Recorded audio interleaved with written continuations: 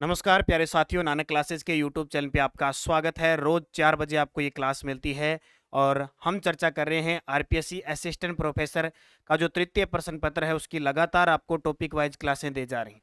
तो आज की क्लास में हम पढ़ेंगे और हमारा जो टॉपिक चल रहा है वो चल रहा है मेवाड़ वंश, इतिहास से संबंधित। और मेवाड़ वंश के अंदर हम जो टॉपिक पढ़ने जा रहे हैं, आज हम पढ़ेंगे राणा सांगा से लेकर उदय सिंह तक। राणा सांगा से लेकर उदय सिंह यानी आपके स्पेशल राजवंश दिए हुए, राजवंश के अंदर एक स्पेशल नाम लिखा हुआ है राणा सांगा। तो संग्राम सिंह जो थे उनके बारे में हम पूरी विस्तृत चर्चा करेंगे। राणा सांगा जो 1509 में मेवाड़ की गद्दी पर बैठते हैं और उसके बाद जितने भी शासक और उदय सिंह, लास्ट इनकी मृत्यु होती है उदय सिंह की 1572, वहां तक की चर्चा आज इस वीडियो के माध्यम से करेंगे। असिस्टेंट प्रोफेसर के पेपर नंबर 3 राजस्थान अध्ययन की हम चर्चा करने जा रहे हैं। पूरा जितना भी आपका 3 पेपर है उसका व्याख्या सहित क्वेश्चन और उसके साथ उसकी रेगुलरिटी यानी स्टेप बाय स्टेप हम चर्चा करते रहेंगे। तो सबसे पहले मैं आप सभी को बता देता हूं, हमारे नानक क्लासेज ऐप को ज्वाइन कर लेना गूगल प्ले स्टोर से, या वीडियो की डिस्क्रिप्शन में लिंक है, वहां से RPSC assistant professor college lecturer exam तृतीय प्रश्न पत्र के लिए स्पेशल टेस्ट सीरीज चल रही है। टॉपिक वाइज टेस्ट सीरीज चल रही है, आप देख सकते हो। टॉपिक वाइज टेस्ट सीरीज चलने के बाद इस टेस्ट सीरीज की शुरुआत होने जा रही है 1 जून से। 1 जून 2023 यानी जैसे ही टॉपिक वाइज टेस्ट सीरीज पूरी हो जाएगी उसमें, उसके बाद में आपके लिए एक मेगा टेस्ट के माध्यम से 10 मेगा टेस्ट और इसमें उपलब्ध होंगे। तो आपको तृतीय प्रश्न पत्र के लिए कहीं भी भागने की जरूरत नहीं पड़ेगी, पूरा कवर हो जाएगा। जैसे पिछले साल मैंने आपको गजब तरीके से तैयारी करवाई थी और बहुत सारे विद्यार्थी जुड़कर यहाँ सफलता प्राप्त की थी। कुछ विद्यार्थी इंटरव्यू में रह गए थे, अब वो वापस फिर जुड़ चुके हैं। तो आप भी जुड़ें और फायदा उठाएं, क्योंकि सारा मैटर आपका राजस्थान का है। तो आज हम पढ़ेंगे राणा सांगा। क्या पढ़ेंगे? राणा सांगा। राणा सांगा 1509 से लेकर 1528 तक पढ़ेंगे। राणा सांगा के बाद शासक बने रतन सिंह। रतन सिंह पढ़ेंगे 1528 से लेकर 1531। रतन सिंह के बाद पढ़ेंगे, शासक कौन आए थे मैं बताता रहूंगा, विक्रमादित्य। विक्रमादित्य 1531 से लेकर 1534। फिर शासक आए बनवीर। बनवीर आए 1534 से लेकर 1540 तक। और फिर आए उदय सिंह। कौन आए? उदय सिंह। और उदय सिंह 1540 से लेकर 1572। इनकी कहानी आज हम पढ़ेंगे, ये कालक्रम है। कल हमने कुंभा तक पढ़ा था, कुंभा, उदय सिंह और रायमल। ठीक है, रायमल का पुत्र था राणा सांगा। सांगा के बाद रतन सिंह, रतन सिंह के बाद विक्रमादित्य, विक्रमादित्य के बाद बनवीर और फिर उदय सिंह। रोज स्टेप बाय स्टेप रोज 4 बजे आपको ये क्लास मिलती रहेगी, इन पे चर्चा करेंगे और खास करके उदय सिंह और सांगा पर चर्चा करेंगे। तो पहला प्रश्न आपके सामने, बहुत ही आसान सा प्रश्न। क्वेश्चन के साथ साथ ही मैं सारी चीजें बताता रहूंगा। महाराणा सांगा मेवाड़ की गद्दी पर कब बैठे? सांगा से शुरुआत है, तो गद्दी पर कब बैठे? देखो 1509 में महाराणा सांगा गद्दी पर बैठे। कौन सी? मेवाड़ के शासक बने, मेवाड़ के शासक। अब बात आती है कि महाराणा सांगा का जन्म कब हुआ? 1482 में जन्म हुआ। जन्म कब हुआ? 1482 में। कब हुआ? 1482 में। इनके पिता कौन थे? पिता रायमल। पिता कौन थे? रायमल। माता राम कंवरी। माता कौन थी? राम कंवरी इनकी माता थी। इसके बाद देखिए इनके भाई, एक तो था जयमल, एक था पृथ्वीराज। जयमल, पृथ्वीराज और खुद राणा सांगा, और एक इनके भाई और थे। ज्यादातर इनको पूछा नहीं जाता है, लेकिन 3 भाई मुख्य पूछे जाते हैं। एक भाई और इनका था राज सिंह, ये इनके भाई थे। ठीक है। माता रामकंवरी, पिता रायमल, मेवाड़ के शासक 1509 में बने और जन्म 1482 के अंदर हुआ था। और गद्दी पर कब बैठे? 1509 को बैठे। तो ये महाराणा सांगा मेवाड़ की गद्दी पर कब बैठे? 1509 में। अब बात आती है कि जब मेवाड़ की गद्दी पर 1509 में बैठे, उस समय प्रश्न आएगा कि दिल्ली का शासक कौन था? दिल्ली का शासक, तो उस समय दिल्ली का शासक था सिकंदर लोदी। कौन था? सिकंदर लोदी। ये प्रश्न कई बार पेपर में पूछा जा चुका है। दूसरा प्रश्न देखिए, सांगा द्वारा लड़े गए युद्धों का सही क्रम बताइए। सांगा, राणा सांगा। राणा सांगा की मैं एक बात बता देता हूं, राणा सांगा को कहते हैं हिंदूपत बादशाह। क्या कहते हैं? हिंदूपत बादशाह कहा जाता है। राणा सांगा को हिंदूपत बादशाह कहा जाता है। कंप्लीट है। हिंदूपत बादशाह कहा जाता है। 7 राजा, 9 राव, 104 सरदार हमेशा इसकी सेवा में रहते थे, हमेशा सेवा में रहते थे। इनके बारे में ये कहते हैं। और कर्नल जेम्स टोड ने इनको कहा है सैनिकों का भग्नावशेष, सैनिकों का भग्नावशेष का है। किसने? कर्नल जेम्स टोड ने, कर्नल जेम्स टोड ने। ठीक है, कर्नल जेम्स टोड ने राणा सांगा को सैनिकों का भग्नावशेष कहा है। 7 राजा, 9 राव, 104 सरदार हमेशा इनकी सेवा में रहते हैं और हिंदूपत बादशाह इन्हें कहा जाता है। एक बात और याद रखना, इन्हें सैनिकों का भग्नावशेष क्यों कहा जाता है? क्योंकि कर्नल जेम्स टोड के अनुसार इनके एक हाथ नहीं था, एक पांव नहीं था, ठीक है, और एक आंख युद्धों में गई थी और खुद ये युद्धों का नेतृत्व करता था, सभी युद्धों के अंदर खुद नेतृत्व करता था। इतना खतरनाक था। कौन? राणा सांगा। तो राणा सांगा ने अपनी जिंदगी में युद्ध लड़े।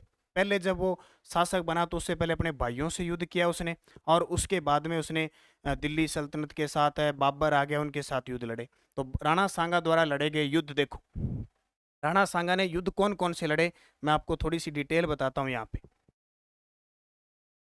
सांगा द्वारा लड़े गए युद्धों का क्रम देखो, कौन कौन से मुख्य युद्ध लड़े थे राणा सांगा ने। सबसे पहले हम बात करें, खातौली का युद्ध लड़ा था। कौन सा? खातौली का युद्ध। खातौली का युद्ध लड़ा, और एक लड़ा बाड़ी का युद्ध। खातौली का युद्ध और बाड़ी का युद्ध। खातौली का युद्ध 1517 ईस्वी में और बाड़ी का युद्ध 1518 में। दोनों युद्ध लड़े किसके साथ लड़े? इब्राहिम लोदी के साथ। किसके साथ? इब्राहिम लोदी के साथ। और इब्राहिम लोदी को क्या कर दिया? हरा दिया। इब्राहिम लोदी हार गया। ठीक है, 2 युद्ध लड़े थे। खातौली कहाँ पे है? खातौली वर्तमान में कोटा में है और पहले बूंदी में हुआ करती थी। बाड़ी कहाँ पे है? बाड़ी है धौलपुर में। बाड़ी कहाँ पे है? धौलपुर में। इसके बाद महाराणा सांगा ने कौन सा, देखो, 17 में लड़ा, 18 में लड़ा, फिर 19 में फिर लड़ा गागरोन का युद्ध। कौन सा युद्ध? गागरोन का युद्ध लड़ा। और गागरोन का युद्ध 1519 में। इसको हराया? महमूद खिलजी को। महमूद खिलजी द्वितीय। जैसे प्रथम को कुंभा ने हराया था, उसी प्रकार महमूद खिलजी द्वितीय को किसने हराया था? राणा सांगा ने हराया था। किसको? राणा सांगा ने इसको हराया था। और किसकी सहायता? तो इसको हराया। ठीक है, हराया। मदद किसकी की थी? सांगा ने इस युद्ध में मेदिनी राय की सहायता की। मेदिनी राय की मदद की। ठीक है, मेदिनी राय की मदद की। उसके बाद युद्ध लड़ा। कौन सा? गागरोन के बाद बयाना का युद्ध। बयाना का युद्ध। और बयाना का युद्ध लड़ा इन्होंने 16 फरवरी 1527 को। और इसमें किसको हराया? यहाँ पे शासक था बाबर। कौन था? बाबर को हराया। किसको हराया? बाबर को हरा दिया। बाबर को हरा दिया। और उसके बाद में इसने निर्णायक युद्ध लड़ा, खानवा का युद्ध। यानी सारे युद्ध ये जीतता है, लेकिन एक अंतिम युद्ध होता है खानवा का युद्ध, 17 मार्च 1527। इसमें भी बाबर युद्ध लड़ता है और बाबर जीत जाता है। बाबर इस युद्ध में जीत गया। तो अब याद रखना क्रम, सबसे पहले खातौली, फिर बाड़ी, फिर गागरोन, फिर बयाना और खानवा। ये इनके महत्वपूर्ण युद्ध थे राणा सांगा के, जो अपने इतिहास में लड़े गए थे, जिसमें बाबर, राणा सांगा सभी में जीतता है। लास्ट एक 17 मार्च 1527 खानवा का युद्ध होता है, जिसमें हार जाता है। देखो, हमारा प्रश्न क्या था? सांगा द्वारा लड़े गए युद्धों का सही क्रम बताओ।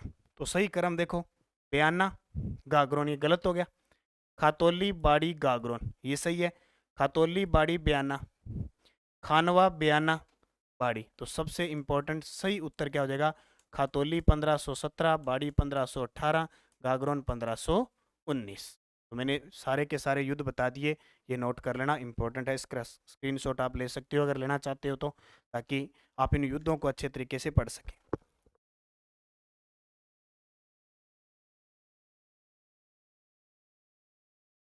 गागरोन देखो झालावाड़ के अंदर है। गागरोन कहाँ पे है? झालावाड़ में। बयाना कहाँ पे है? भरतपुर में। और खानवा भी कहाँ पे है? भरतपुर में। ठीक है, ये थ्योरी की थ्योरी होगी, क्वेश्चन के क्वेश्चन हो गए, उससे टाइप से आपको समझ में आता रहेगा। अगला प्रश्न देखो, गागरोन युद्ध 1519 में राणा सांगा ने महमूद खिलजी के विरुद्ध किसकी सहायता की थी? आ गया ना प्रश्न, मैंने युद्ध बता दिया आपको। ये देखो, गागरोन का युद्ध मेदिनी राय की सहायता की थी। तो किसकी सहायता? मेदिनी राय। अब होता क्या है, मेदिनी राय मालवा का सुल्तान महमूद खिलजी वहां होता है, तो उसको वहां से भगा देता ही, उसके साथ होता है। तो राणा सांगा मेदिनी राय को कौन सी जागीर देता है? गागरोन की जागीर दे देता है। कौन सी? गागरोन की जागीर। अब गागरोन की जागीर देता है तो महमूद खिलजी द्वितीय को आता है गुस्सा, वो बदला लेने के लिए गागरोन पर आक्रमण करता है। तो मेदिनी राय किसकी सहायता मांगता है? राणा सांगा की। राणा सांगा की सहायता मांगता है, तो राणा सांगा गागरोन का युद्ध लड़ता है और महमूद खिलजी को हरा देता है। अगला प्रश्न देखो, खातौली का युद्ध 1570 में हुआ, यह वर्तमान में किस जिले में? अब आपको यह पता लग गया कि खातौली का युद्ध राणा सांगा वर्सेज बाबर के बीच, राणा सांगा वर्सेज इब्राहिम लोदी के बीच हुआ। इब्राहिम लोदी जीता कौन? राणा सांगा। हार कौन गया? इब्राहिम लोदी हार गया। खातौली कहाँ पे? कोट्टा में। प्राचीन, आपसे पूछे प्राचीन खातौली कहाँ था? बूंदी में। पहले बूंदी रियासत में आता था, और बाद में जैसे ही कोटा नया बना, कोटा रियासत बनी, तो कोटा के अंदर आता है। वर्तमान खतौली कहाँ आता है? कोटा में। अगला देखो, बाड़ी 1518 में सांगा ने किसको हराया? एक एक पर्सन आपको बता दिया। बाड़ी कहाँ पे है? धौलपुर में। बाड़ी कहाँ पे है? धौलपुर के अंदर है। और इस युद्ध में सांगा ने किसको हराया? इब्राहिम लोदी को। किसको हराया? इब्राहिम लोदी को हराया। ठीक है, इब्राहिम लोदी को, इब्राहिम लोदी को हराया। खातौली और बाड़ी दोनों के युद्ध में इब्राहिम लोदी को राणा सांगा ने हराया था, तो ये याद रखना। अगला, पानीपत का प्रथम युद्ध 21 अप्रैल 1526 को किस किस के बीच हुआ? देखो, भारतीय इतिहास में जब जब सत्ता परिवर्तन हुई है वो युद्ध पूछा जाता है। जैसे त्राइन का द्वितीय युद्ध, पानीपत का युद्ध, इसके अलावा आपका प्लासी का युद्ध, बक्सर का युद्ध, त्राइन का तृतीय युद्ध, ऐसे प्रश्न आते हैं। तो पानीपत का प्रथम युद्ध 21 अप्रैल 1526 को किस किस के बीच हुआ था? बाबर और इब्राहिम लोदी के बीच हुआ था। बाबर और इब्राहिम लोदी के बीच हुआ। इब्राहिम लोदी इस युद्ध में मारा गया। ठीक है, इस युद्ध में मारा गया। और भारत में किसकी स्थापना होगी इस युद्ध के बाद? भारत में मुगल वंश की स्थापना। भारत में मुगल वंश की स्थापना बाबर ने की। ठीक है, बाबर ने कर दी, भारत में मुगल सत्ता की स्थापना कर दी। और बाबर ने भारत में पहली बार इस युद्ध में गोले, तोपखानों का प्रयोग किया। तोपखानों का प्रयोग किया। गोले व बारूद, गोले, बारूद व तोपखाने का प्रयोग पहली बार भारत में बाबर ने किया था। बाबर ने भारत पर 5 बार आक्रमण किया था। 5 बार आक्रमण किया था भारत पर बाबर ने। और बाबर को उकसाया किसने था? पंजाब के दौलत खां लोधी और अफगान जो थे, उन्होंने उकसाया, बोले आप आके दिल्ली पर आक्रमण करो, क्योंकि उनको ये लगा था कि जो विदेशी आएगा वो आक्रमण करेगा, लूटपाट करके चला जाएगा। लेकिन बाबर ने ऐसा नहीं किया। बाबर आया और भारत में ही इसने मुगल सत्ता की स्थापना कर दी। तो इब्राहिम लोदी को इसने हरा दिया और दिल्ली सल्तनत यहाँ समाप्त हो जाती है और नया वंश स्टार्ट हो जाता है, मुगल वंश। खानवा का युद्ध 17 मार्च 1527 को युद्ध में बाबर ने किस शासक को हराया था? ये बहुत शानदार प्रश्न है, क्योंकि जब तक बाबर, हालांकि पानीपत का युद्ध जीत जाता है, लेकिन जब तक बाबर के मन में ये संदेह रहता है कि जब तक वो राणा सांगा को नहीं हरा देता तब तक भारत में वास्तविक रूप से नहीं टिक सकता। इसलिए उसने राणा सांगा को हराया। पहले उसने बयाना का युद्ध लड़ा लेकिन हार गया, लेकिन अगला युद्ध जैसे ही खानवा का युद्ध हुआ, राणा सांगा को इसने हरा दिया। अब मैं थोड़ी सी डिटेल बताऊंगा आपको राणा इस युद्ध की, क्योंकि यहां से क्वेश्चन बड़ा इंपॉर्टेंट बनता है। मैं लिखता हूं यहाँ पे खानवा का युद्ध। खानवा का युद्ध तारीख समेत याद रखनी है, क्योंकि आपके टॉपिक है स्पेशल राणा सांगा, तो वहां से क्वेश्चन पूछा जा सकता है। खानवा का युद्ध 17 मार्च 1527 को हुआ था। ठीक है, खानवा का युद्ध 17 मार्च 1527 को हुआ था। खानवा है कहाँ पे? खानवा है भरतपुर में। भरतपुर की एक तहसील है, रूपवास तहसील, वहां पड़ता है, रूपवास तहसील। ठीक है। अब ये खानवा का युद्ध किस किस के बीच होता है? तो इधर तो होता है राणा सांगा, राणा सांगा वर्सेस बाबर, राणा सांगा वर्सेस बाबर के बीच होता है। और ये तो पता लग गया कि सांगा हार जाता है और बाबर जीत जाता है। अब क्या होता है इस युद्ध में? राणा सांगा पाती परवन प्रथा का प्रयोग करता है। पाती परवन प्रथा ये क्या होती है? यानी राणा सांगा ने जितने भी हिंदू राजा थे राजस्थान के अंदर, आसपास के क्षेत्र में, राजपूताना में, उन सबको, विदेशी आक्रमणकारी को भारत से बाहर निकालने यानी बाबर को भगाने के लिए सबको निमंत्रण दिया। बोले हम एक साथ जुट होके हिंदू शासक लड़ेंगे और इस विदेशी को बाहर निकालेंगे। इसलिए बाबर ने सबको निमंत्रण भेजा। ये कहलाता है पाती परवन प्रथा। और सांगा, राणा सांगा अंतिम ऐसा शासक था जिसके नेतृत्व में सब इकट्ठे हुए थे, सब इकट्ठे हुए थे। तो किस किस को बुलाया इसने निमंत्रण के लिए? देखो, इसने निमंत्रण के लिए किस किस को बुलाया? जैसे इसने मेवाड़ का तो खुद था, जयपुर से आया था पृथ्वीराज कछवा, शासक आए थे। बोले आ जाओ, हमारी शादी है, 17 मार्च 1527 को हमारी शादी है, इस शादी में आ जाओ। और निमंत्रण दे दिया सबको। तो होती है पाती परवन। तो जयपुर से पृथ्वीराज कछवा आया, बोले मैं आऊंगा। मारवाड़ से आया मालदेव, 4000 सेना लेके। हालांकि शासक पूछे, मालदेव सेना लेके आया लेकिन शासक राव गांगा थे। शासक कौन थे? राव गांगा ने अपने पुत्र को भेज दिया, बोले जा सहायता करने जा। इडर से आ गया बारमल, बोले सेना ले जा, सांगा का साथ देना है। बीकानेर से आ गया कल्याणमल, बोले देंगे साथ जरूर, विदेशियों को भगाने के लिए तो जरूर साथ देंगे। लेकिन इनमें कमी थी, आपस में समन्वय नहीं था, बिल्कुल भी समन्वय इनके अंदर नहीं था। तो जयपुर के पृथ्वीराज, मारवाड़ के मालदेव, इडर के भारमल, बीकानेर के कौन आए थे? कल्याणमल आए थे। इसके अलावा अजमेर के करमचंद पंवार, करमचंद पंवार आए। इसके अलावा मेवात से हसन खां मेवाती, मेवात से हसन खां मेवाती आए। मेवात का था हसन खां मेवाती। कौन था?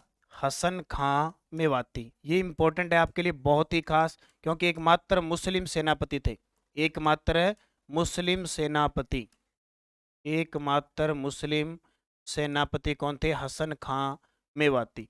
इसके अलावा देखो कहां से आए थे? गोगुंदा से आए जाला सज्जा, गोगुंदा से जाला सज्जा। और सादड़ी से कौन आए?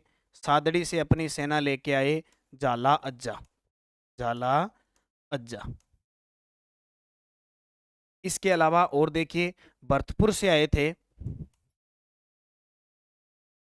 अशोक परमार। तो ये कुछ शासक थे, मुख्य मुख्य, सारे पेपर में नहीं आते, मुख्य मुख्य आते हैं। ये अपनी सेना लेके राणा सांगा के साथ इकट्ठे हो गए कि हमें बाबर को हराना है। लेकिन एक कमी इनमें ये थी कि राजा एक दूसरे के विरोधी थे, इसलिए उनका समन्वय नहीं बना।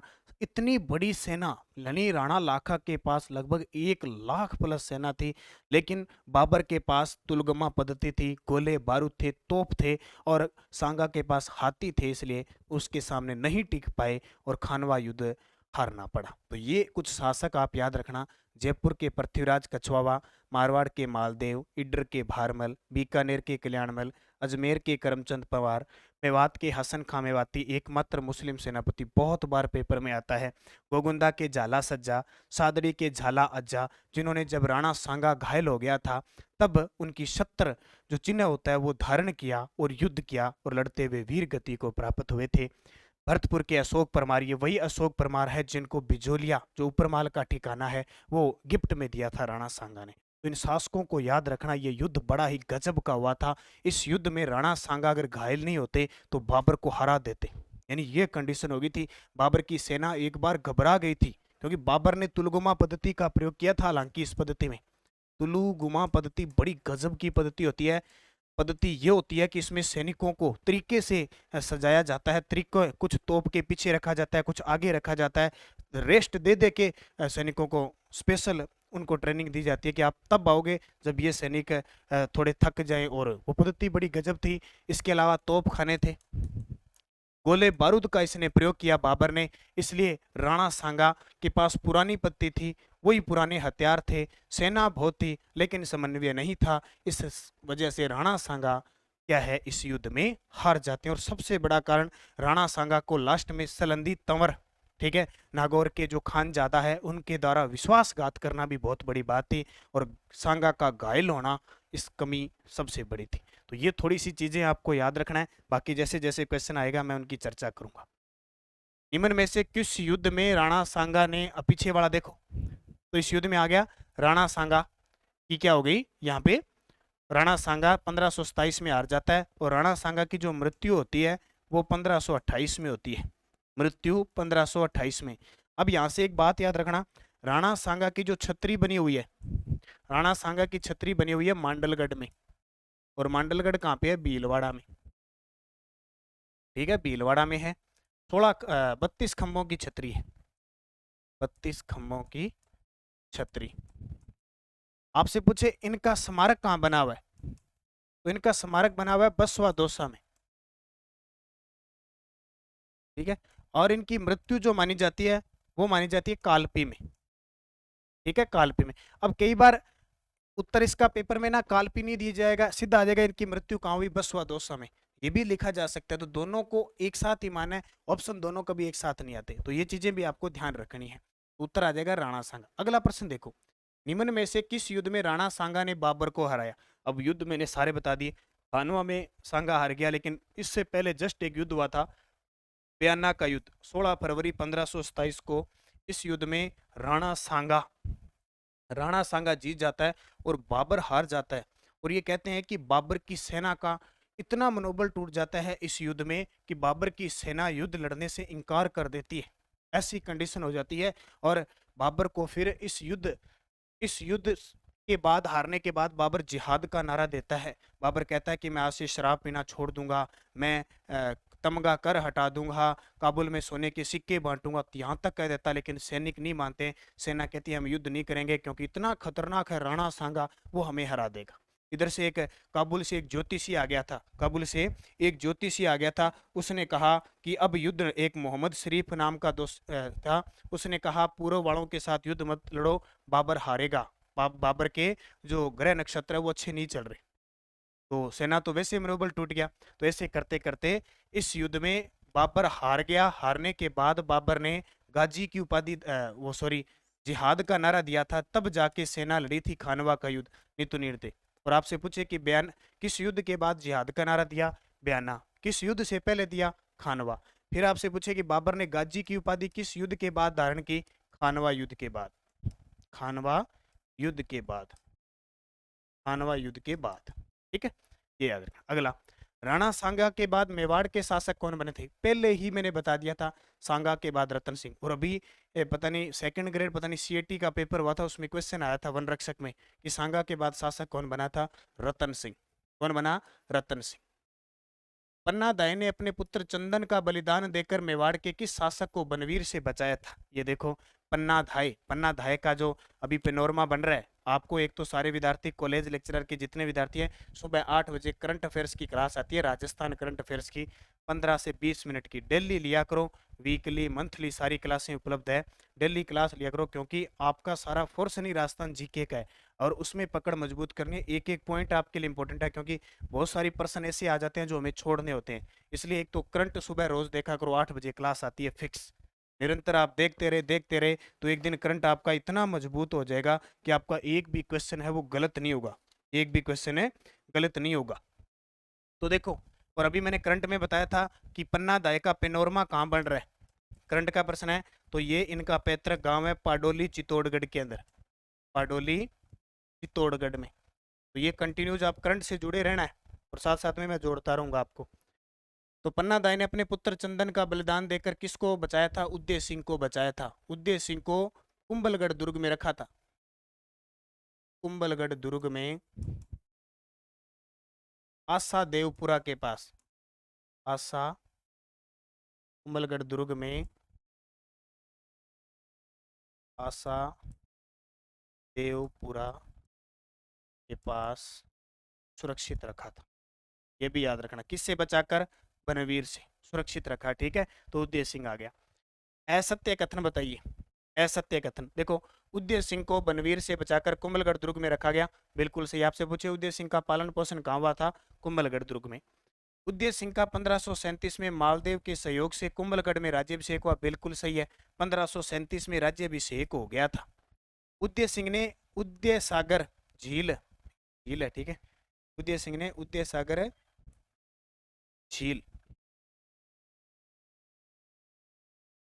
टाइप मिस्टेक है थोड़ी,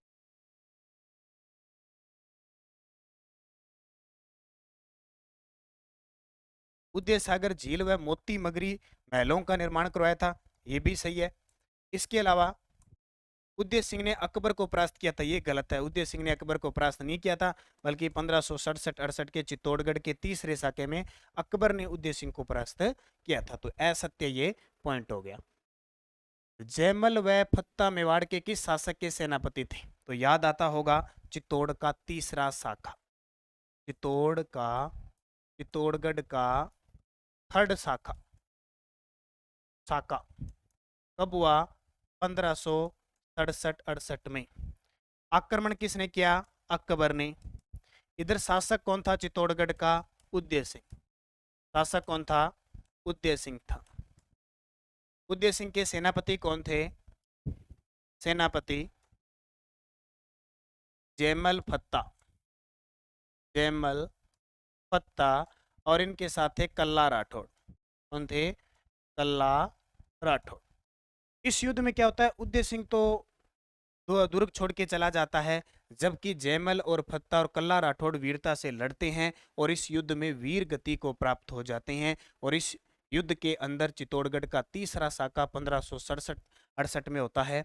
अकबर इस युद्ध के अंदर जीत जाता है। तो ये शासक उस समय कौन था? उदय सिंह। किसका सेनापति था? उदय सिंह। और मैं आपको यहाँ से बता देता हूँ, कहते हैं अकबर को इस युद्ध में इतनी परेशानी हुई थी, इतना तंग आ गया था कि इस युद्ध के बाद, जीतने के बाद, चित्तौड़गढ़ में 30,000 लोगों का कत्लेआम करवा दिया था।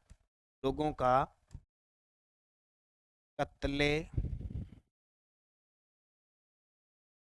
कत्लेआम करवाया। इसने, अकबर ने, इतना गुस्सा आ गया था। और अकबर की संग्राम नामक एक बंदूक थी, कहते हैं कि उससे जयमल, ठीक है, जयमल घायल हो गया था। जयमल और फत्ता, जयमल के कंधों पर कल्ला राठौड़ बैठ के युद्ध किया था, इसलिए कल्ला को 4 हाथों वाले देवता कहते हैं। और कहते हैं, एक बात और बता देता हूं, कि जब अकबर एक बात कहता है, अकबर क्या बात कहता है? कि अकबर ये बात कहता है, एक ईसरदास चौहान था, ईसरदास चौहान था, इसका उदयपुर, ईसरदास चौहान, ये उदय सिंह का चौहान था। उदय सिंह का सामंत था, सॉरी, उदय सिंह का सामंत था। कहते हैं अकबर ने कहा कि ईसरदास चौहान ने एक भाले से मुझ पर वार किया था और मेरे इतने नजदीक से गया था कि मैंने पहली बार मौत को देखा। इतनी नजदीक से मैंने मौत को देखा जब ईसरदास चौहान ने भाले से वार किया अकबर के ऊपर। तो ये आपको याद रखना है। और इसमें जोहर किसने किया था? फत्ता की पत्नी फूल कंवर ने। इस साके के अंदर जोहर किसने किया? फत्ता की पत्नी फूल कंवर ने जोहर किया, ये भी याद रखना आपको। और जयमल फत्ता की वीरता से अकबर इतना प्रभावित हुआ कि इसने जो आगरा, आगरा के अंदर जो लाल किला बना हुआ है, उसके बाहर गजारूढ़ मूर्ति स्थापित की थी, जो बाद में औरंगजेब ने तोड़वा दी थी। अब वर्तमान में राय सिंह ने स्थापित की थी, कहाँ पे? बीकानेर दुर्ग, वहां है। अगला देखो, उदय सिंह ने उदयपुर शहर कब बसाया? उदय सिंह ने उदयपुर शहर बसाया 1559 में। कब है? 1559 में। जैसे 1155 में जैसलमेर शहर बसाया राहुल जैसल ने, और 1488 के अंदर, 1488 के अंदर किसने बसाया? बीकानेर बसाया, राव बीका ने। और उसी प्रकार 1459 में राव जोधा ने जोधपुर शहर बसाया, और 1559 में उदय सिंह ने उदयपुर शहर बसाया, आखा तीज के दिन। कब? आखा तीज। आखा तीज कब आती है? विशाख शुक्ल तृतीया को। अकबर ने चित्तौड़ दुर्ग पर आक्रमण का किया, जो चित्तौड़ का तीसरा साका कहलाता है, किस वर्ष किया? तो ये किया इस वर्ष 1567-68 में। ठीक है, क्योंकि चित्तौड़ के 3 साके हुए हैं। चित्तौड़ का प्रथम साका, प्रथम साका 1303, रावल रतन सिंह, जो पीछे पढ़ा के आ गया। दूसरा साका 1534। उस समय शासक था विक्रमादित्य, रानी कर्मावती ने जौहर किया था और बहादुर शाह गुजरात के जिन्होंने आक्रमण किया था। अगला, महाराणा उदय सिंह ने उदयपुर शहर कब बसाया? तो वापिस आ गया 1559 में। और महाराणा उदय सिंह का निधन कहां पर हुआ था? ये देखिए शानदार प्रश्न है। महाराणा उदय सिंह का निधन हुआ था 1572 में और गोगुंदा में हुआ था। गोगुंदा कहाँ पे? उदयपुर के अंदर। क्योंकि आपको पता है 1567-68 में जब चित्तौड़ का साका हुआ और चित्तौड़ पर अकबर का अधिकार हो गया तो उदय सिंह व्यास ठीक है उदास रहने लगा, मन व्याकुल हो गया और वो गोगुंदा की पहाड़ियों में रहने लगा। वहीं इसकी मृत्यु हो गई और वहीं गोगुंदा में हम कल पढ़ेंगे महाराणा प्रताप को। किसको पढ़ेंगे कल? महाराणा प्रताप को पढ़ेंगे। महाराणा प्रताप का राज्याभिषेक होता है 1572 में। राज्याभिषेक होता है 1572 में, याद रखना। मेवाड़ की गद्दी पर राणा सांगा के राज्याभिषेक के समय दिल्ली पर किसका राज था? तो मेवाड़ की गद्दी पर राज्याभिषेक कब हुआ? 1509 में। उस समय दिल्ली का शासक कौन था? सिकंदर लोदी। कौन था? सिकंदर लोदी था, याद रखना। किस राजपूत रानी ने हुमायूं के पास राखी भेजकर बहादुर शाह के खिलाफ सहायता का संदेश भेजा था? तो चित्तौड़ का दूसरा साका। चित्तौड़ का दूसरा साका। ये चीजें आपकी कला संस्कृति में भी क्लियर हो रही है कुछ। कब हुआ? 1534 में। ठीक है, 1534 में हुआ। किस किस के बीच? इधर तो थे चित्तौड़, चित्तौड़ में थी कर्मावती और इधर आक्रमण किया बहादुर शाह ने। बहादुर शाह ने, ठीक है, आक्रमण किया। इसमें प्रतापगढ़ का देवलिया ठाकुर था। देवलिया ठाकुर, देवलिया ठाकुर बाघ सिंह। देवलिया ठाकुर, देवलिया ठाकुर बाघ सिंह, बाघ सिंह ये सेनापति के रूप में था। क्यों? क्योंकि यहाँ पे उदय सिंह है वो विक्रमादित्य छोटे थे तो कर्मावती ने दोनों की रक्षा के लिए उन्हें ननिहाल भेज दिया बूंदी के अंदर।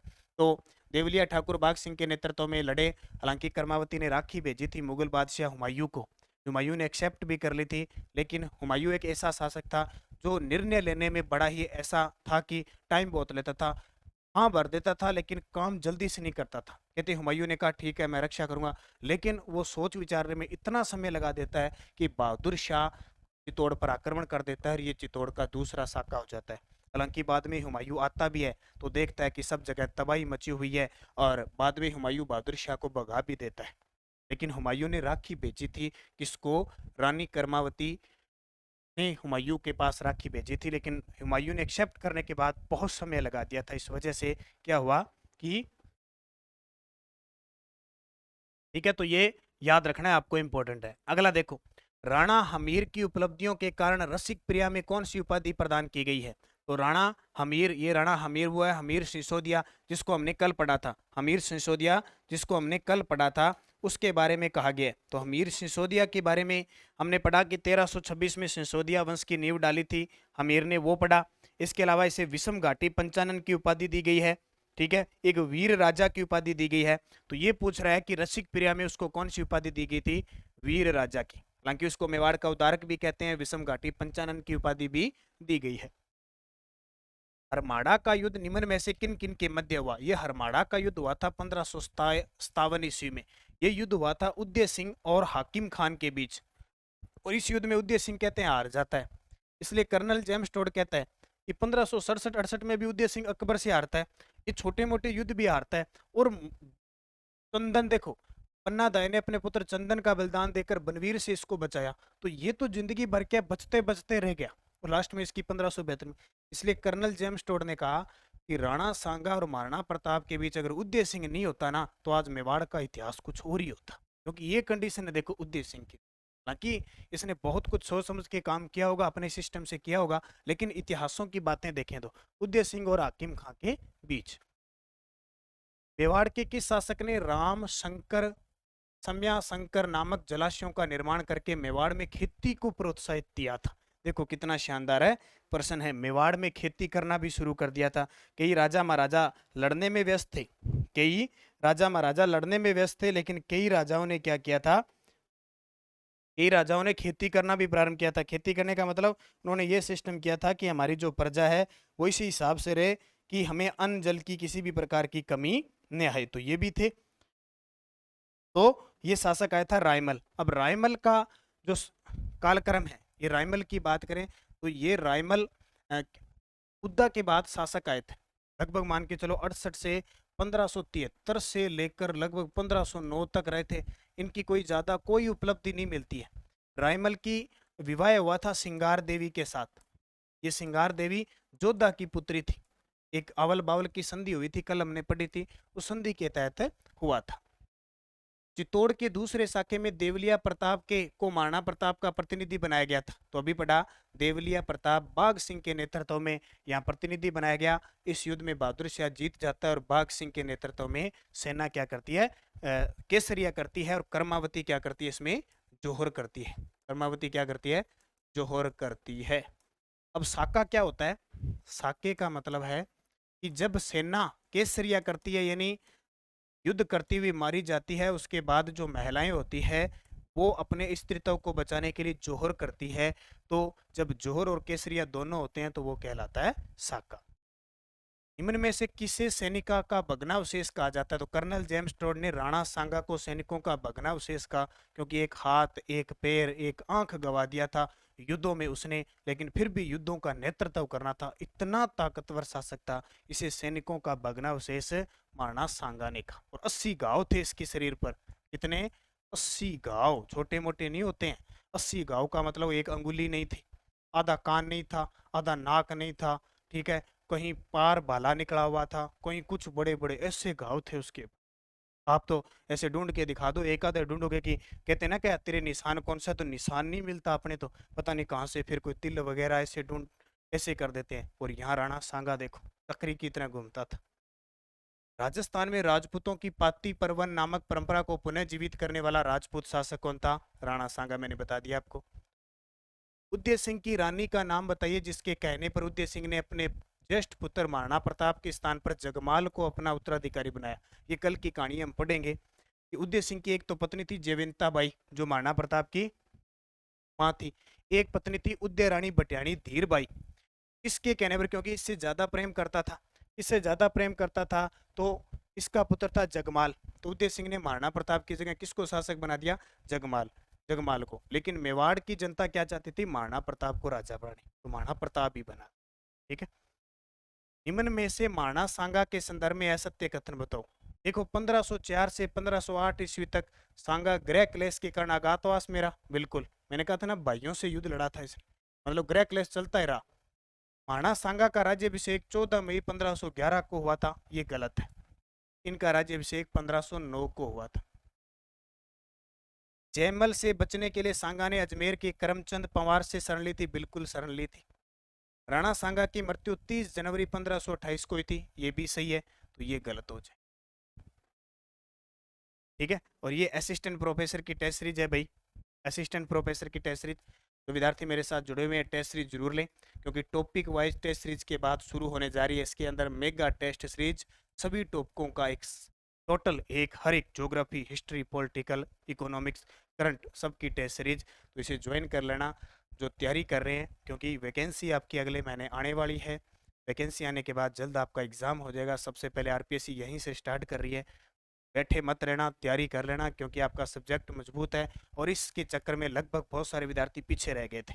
तो आप अदर स्टेट से हैं, कहीं से भी है, ये चीज़ें आप जरूर पढ़ें, निरंतर अध्ययन करें अच्छे तरीके से ये टेस्ट सीरीज। और मैं आपके साथ लगातार बना हुआ, रोज़ शाम को 4 बजे आपको ये क्लास मिल जाती है। एक क्लास आपको रोज़ मिलती है, ठीक है, लगातार। और सारे इतिहास से शुरू किए मैंने, मैं पूरा आपको टॉपिक है जितना करवाऊंगा। तो आज के ये प्रश्न थे राणा सांगा से संबंधित, जितने भी थे मुख्य मुख्य। ऐसे नहीं कि देखो इतिहास बहुत होता है, कितना पढ़ते जाओ कितना, ऐसे नहीं, आपको फिक्स सी चीज़ पढ़नी है। और जितना मैं करवा रहा हूँ ये मान के चलो पेपर में आपको लगभग मिल जाएगी। तो आपको निरंतर अध्ययन करना है और ये क्लासें आपको लेती रहनी है। सुबह करंट की क्लास 8 बजे जरूर लिया करो, ताकि आपका करंट मजबूत हो, चीज़ें पढ़ते रहो और आप सफल हो, क्योंकि घड़ा भरता है बूंद बूंद। तो धन्यवाद आज के लिए। जय हिंद, जय भारत, जय राजस्थान। कल पढ़ेंगे एक खास महत्व के धनी वीर शिरोमणि महाराणा प्रताप के बारे में।